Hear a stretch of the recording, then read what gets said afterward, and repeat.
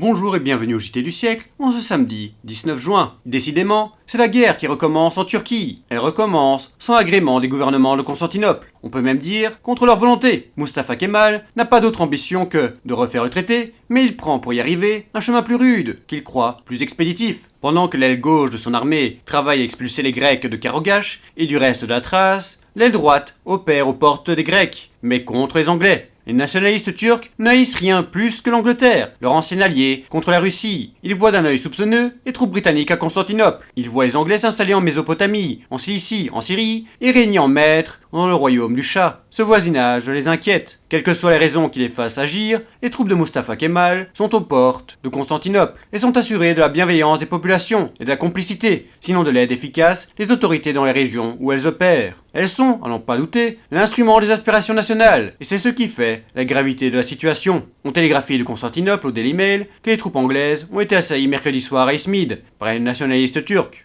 Des deux côtés, les pertes ont été élevées. Les autorités militaires anglaises examinent l'éventualité de l'évacuation d'Izmid. Les cuirassiers anglais, rappelés d'urgence, sont arrivés hier matin devant Constantinople et on évacue sur la rive asiatique des Dardanelles les dépôts de vivres et tout le matériel des chemins de fer. Les troupes turques ont également attaqué les Anglais près des Dardanelles, obligeant les Britanniques à la retraite. La ville de Şırnak est en danger et de l'artillerie lourde y est amenée en hâte. On estime à plus de 200 000 hommes, les troupes nationalistes, dont Mustafa Kemal, maître absolu de l'Asie mineure, disposent en ce moment en Asie mineure. Ces troupes ont des munitions en abondance et une puissante artillerie. On mande d'autre part de Constantinople, à la Chicago Tribune, que les avions de l'armée nationaliste turque ont attaqué à 3 reprises différentes, depuis 2 jours, le quartier général anglais à Izmid. De nombreuses bombes ont atteint les bâtiments. Il y aurait de nombreux tués et blessés. Les milieux militaires alliés s'entendent à une grande bataille devant Izmid et les Anglais assurent que les Français viendront à leur aide en attaquant les derrières de l'armée de Mustafa Kemal. Les leaders nationalistes à Constantinople prétendent que Mustafa Kemal organise simplement un front pour se garantir contre les attaques de flanc des troupes franco-anglaises, quand il entreprendra sa marche en avant sur Smyrne pour arracher cette ville aux Grecs.